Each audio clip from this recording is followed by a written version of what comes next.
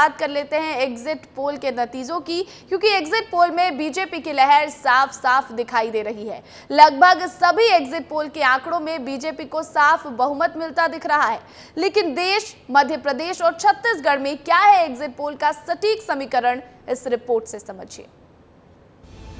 सुगबुगाहट तो लहर की हो रही थी, लेकिन यहाँ तो तूफान आने को है।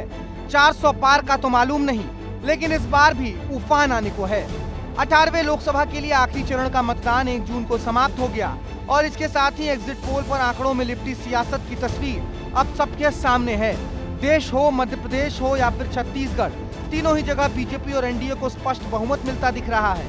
अलग अलग टीवी चैनल्स पर चल रहे एग्जिट पोल की बात करें तो वहाँ नतीजों की परछाई में एनडीए 2024 के आम चुनावों में भी प्रचंड जीत की तरफ बढ़ता दिखाई दे रहा है। सबसे पहले बात देश की 543 सीटों के लिए आए एग्जिट पोल की कर लेते हैं। एग्जिट पोल में एनडीए की आंधी दिखाई दे रही है। इंडिया न्यूज डी डायनेमिक्स के मुताबिक देश की कुल 543 सीटों में से एनडीए के खाते में इस बार 371 सीटें जा रही हैं, तो वहीं इंडिया गठबंधन मात्र 125 सीटों को अपनी झोली में कर पा रहा है। अन्य के खाते में 47 सीटें जाती दिखाई दे रही हैं। रिपब्लिक भारत की एग्जिट पोल की बात करें तो एनडीए इस बार 353 से लेकर 363 सीटें जीत सकती है, तो वहीं इंडिया गठबंधन 118 से 133 सीट जीत सकती है। अन्य के खाते में रिपब्लिक भारत के मुताबिक 43 से 48 सीटें आ सकती हैं। जन की बात की एग्जिट पोल की बात कर लें तो एनडीए के खाते में 362 से 392 सीटें आ सकती हैं। इंडिया गठबंधन 141 से 161 सीट जीत सकती है, तो वहीं अन्य के खाते में 10 से 20 सीटें जा सकती हैं। लेकिन एग्जिट पोल पर दिख रहा आंकड़ों का ये बहुमत यूं अचानक नहीं आ गया है। इसके पीछे मुद्दों की एक लंबी फहरिस्त भी है। 2024 के मुद्दे के लिहाज से एनडीए के मुद्दे को समझने की कोशिश करें तो इस बार एनडीए मोदी की गारंटी के साथ मैदान में था। बात मुस्लिम आरक्षण पर भी हो रही थी, कांग्रेस पर हमला भी बोला जा रहा था, संपत्ति बंटवारे से लेकर राम मंदिर और मंगलसूत्र पर भी बात हो रही थी। वहीं एनडीए ने इस बार पीओके यानी पाकिस्तान ऑक्युपाइड कश्मीर के मुद्दे को भी बहुत भुनाया है। वहीं इंडिया गठबंधन की बात कर ले तो राहुल गांधी हाथ में संविधान की किताब को पकड़े हुए महंगाई, बेरोजगारी और इलेक्टोरल बॉन्ड की बात कर रहे थे। राहुल गांधी और इंडिया गठबंधन लगातार पूंजीपतियों जैसे कि अडानी और अंबानी पर निशाना कस रहे थे। साथ ही साथ बात ईडी और सीबीआई की भी कर रहे थे। इन सब के बीच इंडिया गठबंधन की तरफ से बात लगातार ओबीसी आरक्षण और जातियों पर भी की जा रही थी। लेकिन आंकड़ों के लिहाज से तो यही समझ आ रहा है कि 2024 के चुनाव में जनता ने एनडीए की गारंटियों पर और एनडीए के मुद्दों पर मुहर लगाई है। कई एग्जिट पोल में तो बीजेपी को 370 से 400 के आसपास सीटें मिल रही हैं और एग्जिट पोल के नतीजों से कांग्रेस तिलमिलाई भी नजर आ रही है। राहुल गांधी, जयराम रमेश से लेकर तेजस्वी यादव इस पूरे मामले पर क्या कुछ कह रहे हैं, एक बार वो भी आपको सुनवा देते हैं। इंडिया गठबंधन कम से कम 295 सीटें प्लस 295 से ज्यादा आएंगे। ये एक जनता की सर्वे है। इंडिया गठबंधन को मैं कहता हूं, विश्वास के साथ कह सकता हूं, और कल सारी पार्टियों की बैठक भी हुई और वहां आंकड़े पर विश्लेषण हुआ। 295 सीटों के कम इंडिया गठबंधन को आना बिल्कुल असंभव है। यानी कि हमें 200 मिनिमम, न्यूनतम तरीके से हमें 295 सीटें मिलेंगी। एकदम जो जनता का जो पोल है, जनता का जो सर्वे है, वो महागठबंधन इंडिया गठबंधन के पक्ष में है और 295। चुनावी शोर के बाद अब रिजल्ट के लिए हर पार्टी टकटकी लगाए बैठी हुई है। लेकिन अब एग्जिट पोल से सियासी गलियारों में एक बार फिर तूफान आ गया है। मध्य प्रदेश में मिशन 29 चलेगा या फिर कांग्रेस का जादू, क्या फैसला होगा, इसके बारे में हर एक टीवी चैनल अपने अपने अलग अलग आंकड़े लिए बैठा हुआ है। इन आंकड़ों के लिहाज से अगर सियासत की तस्वीर को समझे तो इंडिया टीवी के एग्जिट पोल के मुताबिक मध्य प्रदेश में एनडीए 26 से 28 सीटें जीत सकती है, तो वहीं कांग्रेस यानी कि इंडिया गठबंधन के खाते में यहां से मात्र 1 से 3 सीटें ही आएंगी। न्यूज 24 चाणक्य के एग्जिट पोल की माने तो एनडीए मध्य प्रदेश में इस बार 29 की 2900 सीटें जीत रहा है। कांग्रेस के खाते में मध्य प्रदेश में एक भी सीट नहीं आने वाली है। तो वहीं एबीपी न्यूज सी वोटर की बात करें तो मध्य प्रदेश में इस बार बीजेपी एबीपी न्यूज के मुताबिक 26 से 28 सीटें जीत सकती है, तो वहीं कांग्रेस 1 से 3 सीटों पर सिमट जाएगी। मध्य प्रदेश का एग्जिट पोल आने के बाद जहां एक तरफ कांग्रेस ने इसे नकारना शुरू कर दिया है, तो वहीं बीजेपी का जोश हाई नजर आ रहा है। प्रदेश के मुखिया और पूर्व मुख्यमंत्री ने तो पीएम के सिर पर एक बार फिर प्रधानमंत्री का ताज सजाने की बात तक कह दी है। देश और पूरे देश को बधाई देना चाहता हूं, खासकर आभार भी मानता हूं यशस्वी प्रधानमंत्री के नेतृत्व में जैसा कि हमारा अभियान चला था, फिर एक बार मोदी सरकार, और जो अभी तक के रुझान आ रहे हैं वो रुझान अपने आप में अत्यंत आनंददायी भी हैं और वैसे तो पूर्व प्रतीक्षित है। यद्यपि हम सब जानते हैं कि एक बार रिजल्ट आने के बाद इसका जो आनंद आता है वो अलग बात रहती है। 4 तारीख को रिजल्ट भी आएगा, रुझान आए हैं और रुझान में जो बता रहे हैं कि मध्य प्रदेश 29 की 29 सीट, इसके साथ साथ हमारी अपनी देश भर में 365-70 के ऊपर तक एनडीए की जो सीटें जा रही है, ये यशस्वी प्रधानमंत्री के नेतृत्व में जो कहा था वो करके दिखा रहे हैं। इन बयानों पे उनको भी विश्वास नहीं है। मुंगेरी लाल के सपने हैं ये उनको भी पता है, लेकिन दिल को बहलाने को गालिब ख्याल अच्छा है। 4 तारीख तक कुछ ना कुछ कहेंगे। सच ये है कि मोदी जी देश की जनता का विश्वास है और श्रद्धा के साथ लोगों ने मोदी जी को वोट किया है। चलिए अब मध्य प्रदेश से आपको छत्तीसगढ़ लिए चलते हैं, क्योंकि 2019 के आम चुनाव में बीजेपी ने छत्तीसगढ़ की 11 सीटों में से 9 सीटें जीती थी, लेकिन इस बार के एग्जिट पोल के आंकड़ों में बीजेपी को बढ़त मिलती दिखाई दे रही है। तमाम टीवी चैनल्स पर चल रहे एग्जिट पोल के लिहाज से छत्तीसगढ़ के आंकड़ों को समझे तो इंडिया टीवी के एग्जिट पोल के मुताबिक बीजेपी इस बार छत्तीसगढ़ में 10 से 11 सीटें जीत सकती है, तो वहीं कांग्रेस 0 से 1 सीट छत्तीसगढ़ में ला सकती है। न्यूज 24 चाणक्य के एग्जिट पोल के मुताबिक छत्तीसगढ़ में बीजेपी 11 की 11 सीटें जीत रही है। कांग्रेस का इस बार छत्तीसगढ़ में सुपड़ा साफ हो सकता है। एबीपी वोटर की माने तो बीजेपी इस बार छत्तीसगढ़ में 10 से 11 सीटें जीत सकता है और कांग्रेस के खाते में महज 1 सीट ही आ सकती है। इंडिया न्यूज माई एक्सिस के मुताबिक भी बीजेपी इस बार छत्तीसगढ़ में 10 से 11 सीटें जीत रही है, तो वही कांग्रेस महज 1 सीट पर सिमटती नजर आ रही है। छत्तीसगढ़ में भी नेताओं का जोश और विश्वास सर चढ़कर बोल रहा है और मुख्यमंत्री से लेकर उप मुख्यमंत्री तक सभी नेता एग्जिट पोल के नतीजों से काफी उत्साहित है। छत्तीसगढ़ में तो पूरी सीट 11 की 11 दे ही रहे हैं और मुख्यमंत्री के नाते कई प्रदेशों में हमारा जाना हुआ तो वहाँ भी भारतीय जनता पार्टी के पक्ष में बहुत अच्छा वातावरण था। तो आज अगर एग्जिट पोल में एनडीए का बढ़त दिखा रहा है तो कोई आश्चर्य की बात नहीं। और निश्चित रूप से जिस प्रकार से जनता का रुझान दिखा है, जनता जो चाह रही है वो बहुत स्पष्ट है। देश की जनता नरेंद्र मोदी जी को तीसरी बार देश का प्रधानमंत्री बनाना चाहती है और लोगों का मतदान भी इसी दिशा में हुआ होगा, जो 4 तारीख के परिणाम से बहुत स्पष्ट होगा। 2019 के लोकसभा चुनाव में एग्जिट पोल्स की बात करें तो मध्य प्रदेश की 29 सीटों में से 24 पर भाजपा और 5 सीटों पर कांग्रेस की जीत बताई गई थी। हालांकि वोटों की गिनती के बाद बीजेपी के खाते में 28 सीटें आ गई, जबकि कांग्रेस केवल 1 सीट छिंदवाड़ा ही जीत सकी। लेकिन इस बार की एग्जिट पोल में तो पूरी तरीके से माहौल एनडीए के पक्ष में दिखाई दे रहा है। अब देखना होगा कि इस बार के एग्जिट पोल कितने सटीक साबित होते हैं। ब्यूरो रिपोर्ट, विस्तार न्यूज। तो वहीं 21 दिन की रिहाई के बाद अब केजरीवाल तिहाड़ पहुंच गए हैं। तिहाड़ जाने से पहले केजरीवाल सुबह राजघाट पहुंचे, जिसके बाद उन्होंने कनॉट प्लेस जाकर हनुमान मंदिर में पूजा अर्चना की, जिसके बाद वो आम आदमी पार्टी के दिल्ली दफ्तर पहुंचे। वहां उन्होंने सुप्रीम कोर्ट का धन्यवाद किया। केजरीवाल के वार पर बीजेपी ने भी मोर्चा संभाल लिया है और जमकर हमला बोला। क्या है पूरा मामला, इस रिपोर्ट से समझिए। केजरीवाल के सरेंडर पर मचा सियासी बवंडर। 21 दिन की रिहाई के बाद अब जेल की कैद, स्वास्थ्य की आड़, अब पहुंच गए तिहाड़। 21 दिन, ये 21 दिन थे केजरीवाल की रिहाई के। 10 जून से केजरीवाल रिहाई पर थे, लेकिन 21 दिन की आजादी रविवार को खत्म हो गई और केजरीवाल को सलाखों के पीछे जाना पड़ा। बीते शनिवार को राउज एवेन्यू कोर्ट में हुई सुनवाई के बाद केजरीवाल के लिए तिहाड़ की कैद से बचने के सारे रास्ते बंद हो गए थे और ये तय हो गया था कि केजरीवाल को अब तिहाड़ की कैद में जाना ही होगा। तिहाड़ जाने से पहले केजरीवाल राजघाट पहुंचे, जिसके बाद वो कनॉट प्लेस के हनुमान मंदिर गए और फिर आम आदमी पार्टी के दफ्तर पहुंचकर सुप्रीम कोर्ट का धन्यवाद किया। केजरीवाल ने कहा कि देश को बचाने के लिए मैंने चुनाव प्रचार किया है। दोस्तों, माननीय सुप्रीम कोर्ट ने मुझे 21 दिन की मोहलत दी थी। मैं तहे दिल से सुप्रीम कोर्ट का शुक्रिया अदा करना चाहता हूं, बहुत बहुत। उन्होंने चुनाव प्रचार करने के लिए मुझे ये मोहलत दी थी। 21 दिन कल पूरे हुए। अब यहां से मैं सीधा तिहाड़ जा रहा हूं। मैंने एक भी मिनट खराब नहीं किया। रात दिन 24 घंटे देश को बचाने के लिए प्रचार किया है। केवल आम आदमी पार्टी के लिए प्रचार नहीं किया, सारी पार्टियों के लिए प्रचार किया।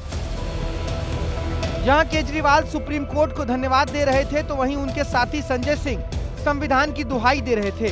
कह रहे थे कि बीजेपी अरविंद केजरीवाल के पीछे पड़ गई है, क्योंकि केजरीवाल देश के सबसे ज्यादा काम करने वाले सीएम हैं।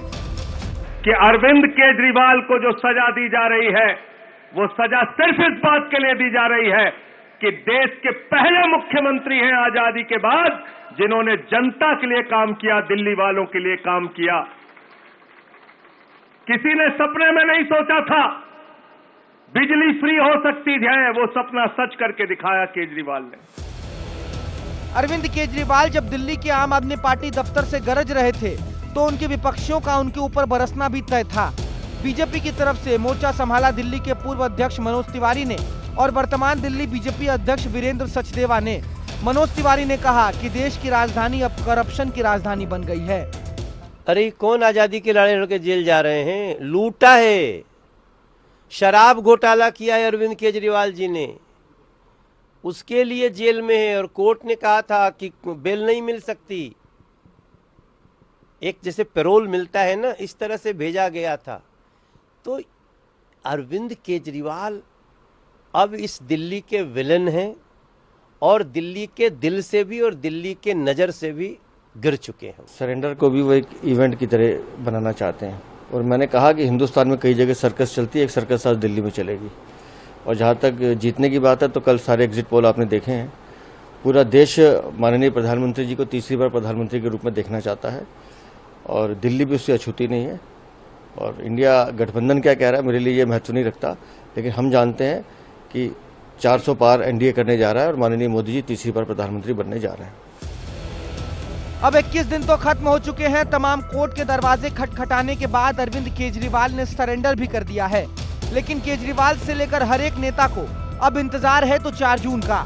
4 जून की तारीख नजदीक है, नतीजे आने वाले हैं और अब देखना होगा कि तिहाड़ की कैद में केजरीवाल को खुशी मिलती है या फिर जेल की पाबंदी केजरीवाल की परेशानियों को और भी बढ़ा देती है। ब्यूरो रिपोर्ट, विस्तार न्यूज। देश में आम चुनाव के नतीजों का काउंटडाउन शुरू हो चुका है, लेकिन उससे पहले अरुणाचल और सिक्किम की जनता ने विधानसभा चुनाव की तस्वीर साफ कर दी है। अरुणाचल में बीजेपी एक बार फिर से सरकार बनाने जा रही है, तो वहीं सिक्किम में एसकेएम ने मोर्चा मार लिया है और वहीं दोनों राज्यों में कांग्रेस खाता तक नहीं खोल पाई। क्या है दोनों राज्यों के विधानसभा परिणाम, समझिए इस रिपोर्ट से।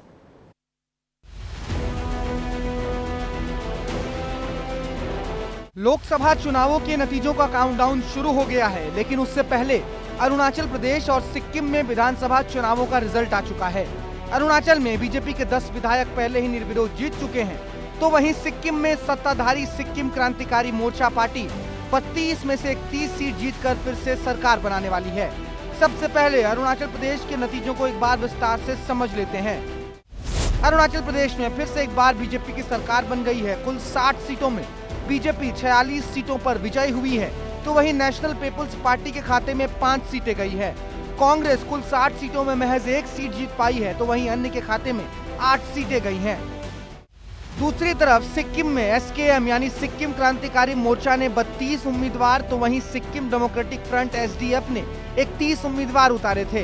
कांग्रेस ने सिक्किम में 12 सीटों पर चुनाव लड़ा था, लेकिन अरुणाचल के बाद सिक्किम के समीकरणों पर भी नजर डालें तो पता चलता है कि कांग्रेस का सिक्किम में भी सुपड़ा साफ हो चुका है। सिक्किम की कुल 32 सीटों पर सिक्किम क्रांतिकारी मोर्चा पार्टी ने 31 सीटों पर जीत हासिल कर ली है, तो वहीं 1 सीट सिक्किम डेमोक्रेटिक फ्रंट के हिस्से गई है। कांग्रेस यहां पर एक भी सीट नहीं जीत पाई। 2019 के आम चुनावों के बाद सिक्किम में एसकेएम का बीजेपी के साथ गठबंधन हुआ था, लेकिन इस बार चुनावों से पहले भाजपा ने सिक्किम में अकेले चुनाव लड़ने का ऐलान करके गठबंधन तोड़ दिया था। 2019 में अरुणाचल में भाजपा ने 42 सीटें जीतकर सरकार बनाई थी, तो वहीं सिक्किम में एसकेएम ने 32 में से 17 सीटें जीतकर सत्ता पर अपना कब्जा जमाया था। अरुणाचल और सिक्किम विधानसभा के लिए 19 अप्रैल को एक चरण में वोटिंग हुई थी, लेकिन इन दोनों ही राज्यों में कांग्रेस का सुपड़ा साफ हो चुका है। ब्यूरो रिपोर्ट, विस्तार न्यूज। अगली खबर की ओर बढ़ते हैं। पानी रे पानी तेरा रंग कैसा, ये हम इसलिए बोल रहे हैं क्योंकि मध्य प्रदेश में भी एक ऐसा गांव है जहां ग्रामीण बूंद बूंद पानी के लिए मोहताज हैं। ना तो इनके पास पीने के लिए पानी है और ना ही शिकायत करने के लिए प्रशासन सब कुछ जानते हुए भी आंखें मूंद कर बैठा है। तो वहीं गंदा पानी पीने से ग्रामीणों की पहले मौत भी हो चुकी है। क्या है पूरी खबर, इस रिपोर्ट से समझिए।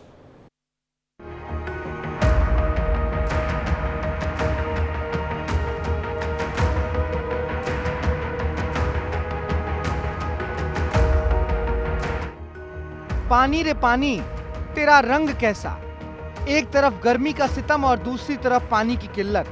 मानो गर्मी और पानी के इस जोड़े ने बहुत से लोगों के जीवन को अस्त व्यस्त कर दिया है। और पानी की ऐसी ही किल्लत का मामला मध्य प्रदेश के डिंडौरी से सामने आया है। डिंडौरी के भानपुर गांव के ग्रामीण बूंद बूंद पानी के लिए मोहताज हैं। आलम यह है कि एक बाल्टी पानी के लिए ग्रामीण रात भर कुएं के पास अपनी बारी का इंतजार करते हैं और इंतजार करते करते कुएं के पास ही सो भी जाते हैं। तस्वीरों में आप देख सकते हैं कि ग्रामीण सूख चुके कुएं के तलहटी में रिस रिस कर जमा हो रहे पानी को भरने की बड़ी उम्मीद के साथ आधी रात को कुएं के पास डटे हुए हैं। ग्रामीण जिस पानी के लिए इतनी जद्दोजहद करते हैं वो पानी मटमैला होने के साथ साथ दूषित भी है और इसी मटमैले पानी को पीकर गांव के लोग अपनी प्यास बुझाने को मजबूर हैं। हालात तो ये है कि साल 2008 में दूषित पानी पीने की वजह से भानपुर गांव के 11 लोगों की मौत हो गई थी और वहीं 400 से अधिक लोग बीमार भी हो गए थे। लेकिन बावजूद इसके प्रशासन सब कुछ जानकर भी अनजान बना बैठा है। अब इस पूरे मामले पर भानपुर गांव के पूर्व सरपंच दल सिंह का क्या कहना है, जरा वो भी सुन लीजिए।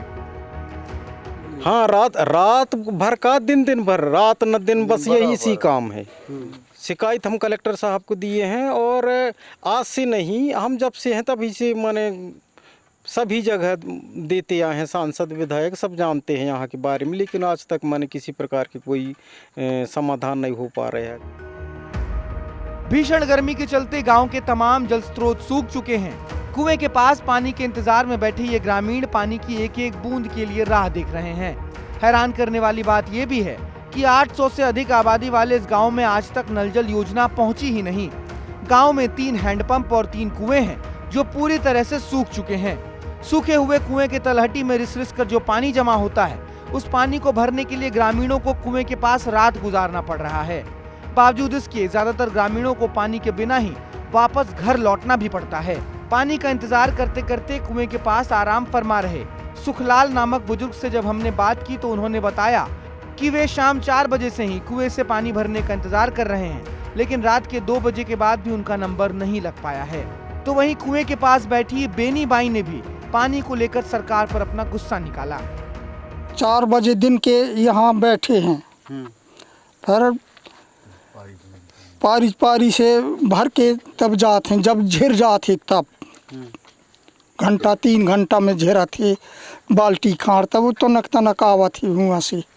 तो यहीं सो जाते हैं जब हाँ, जब तक नहीं भरे घड़ा तब तक यहीं सो रहते हैं। पानी नहीं मिल रहा है, रात भर रहे हैं कुआं के पास, रात दिन से परेशानी हो रहे हैं इधर कुआं में आके। कोई यहाँ अधिकारी आके यहाँ जानकारी कोई कछु नहीं कर सके। यहाँ कोई कछु नहीं पहुँच रहे हैं भैया, यहाँ नल जल योजना कोई यहाँ नहीं आ रही है, कब से परेशान है। पानी का ये संकट इस गांव में कई सालों से पैर पसारे बैठा है, लेकिन प्रशासन और जिम्मेदार इनकी तरफ आंखें मूंद कर देख रहे हैं। अब देखना होगा कि गांव वालों को पानी की समस्या से आखिर कब निजात मिल पाता है। ब्यूरो रिपोर्ट, विस्तार न्यूज।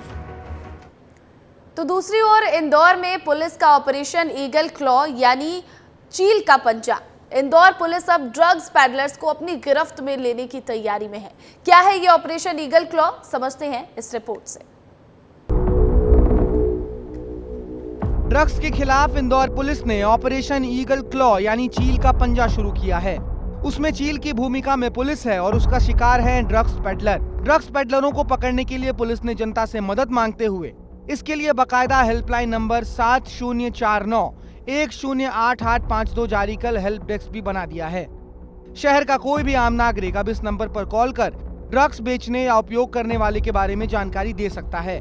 जानकारी देने वालों का नाम गुप्त रहेगा, क्योंकि इस नंबर पर आने वाली शिकायतें डीएसपी स्तर का अधिकारी हैंडल करेगा। और अगर किसी पुलिसकर्मी ने शिकायतकर्ता की जानकारी को आउट किया तो वह पुलिसकर्मी हमेशा के लिए पुलिस विभाग से आउट कर दिया जाएगा। जो भी जानकारी देंगे उनको गोपनीय रखी जाएगी। हम उन्हें इनाम भी देंगे और उनको हम प्रशंसा पत्र भी देंगे और गोपनीय रहेगी ये जानकारी। जो भी पुलिस का व्यक्ति इन्वॉल्व रहेगा वो सस्पेंड होगा, लाइन अटैच होगा और अगर उसकी और गलती पाई जाएगी तो हम उसे बर्खास्त करेंगे। इंदौर पुलिस का ऑपरेशन ईगल क्लॉ आखिर क्या है और इस ऑपरेशन के तहत इंदौर पुलिस क्या कुछ कर रही है वो भी एक बार आपको समझा देते हैं। दरअसल इंदौर पुलिस के इस ऑपरेशन ईगल क्लॉ के तहत ड्रग्स एडिक्ट्स को बचाने के लिए निःशुल्क रिहैब सेंटर में भर्ती कराया जाएगा। ड्रग्स बेचने वालों पर कड़ी कार्रवाई की जाएगी। साथ ही ड्रग्स पेडलर्स को पकड़ने के लिए हेल्पलाइन नंबर भी जारी किया गया है। हेल्पलाइन नंबर 7049108852 को डीसीपी स्तर पर हैंडल किया जाएगा। हेल्पलाइन नंबर पर 5 दिनों में 50 से ज्यादा शिकायतें आ चुकी है और इस 5 दिनों में 245 ड्रग्स पेडलरों को पकड़ने में इंदौर पुलिस सफल भी रही है। डीसीपी जोन 1 में 85, जोन 2 में 62, जोन 3 में 45 और एयर जोन 4 में 53 ड्रग्स पेडलरों पर कार्रवाई अब तक की जा चुकी है। और इन सब के बीच जेल गए ड्रग्स पेडलरों की जमानत पर भी पुलिस को अब आपत्ति है। लोकसभा चुनाव से मुक्त होते ही पुलिस शहर के ड्रग्स पेडलरों पर चील की तरह टूट पड़ी है और अब चील की नजर लोकल पेडलरों पर नहीं बल्कि उन सफेद पोश ड्रग्स माफिया पर है जो दूसरे राज्यों से इंदौर में ड्रग्स की खेप भेज रहे हैं। ड्रग्स बेचने वाली महिलाओं को भी पुलिस अपने पंजे में पकड़ने को तैयार है। इसके अलावा ऐसे सार्वजनिक स्थान जहां ड्रग्स सेवन किया जाता है वहां पुलिस नगर निगम की मदद से कड़ी कार्रवाई कर रही है। साथ ही साथ उन जगहों पर लाइट भी लगवा रही है। ऐसे गार्डन और पुल के नीचों के स्थानों पर पुलिस लगातार अपनी नजर बनाए रखी हुई है। ब्यूरो रिपोर्ट, विस्तार न्यूज। तो लोकसभा चुनाव के खत्म होते ही सीएम ने जो दिशा निर्देश प्रशासन को दिए हैं उसकी जो तस्वीर है अब निकलकर सामने आने लगी है कि किस तरह अलग अलग जगहों पर प्रशासन का शिकंजा कसता जा रहा है और ऑपरेशन ईगल क्लॉ यानी कि चील का पंजा इंदौर में प्रशासन ने शुरू कर दिया है और अब ड्रग्स पेडलर को अपनी गिरफ्त में लेने की तैयारी है। तो किसी भी तरह के अपराधी को बख्शा नहीं जाएगा।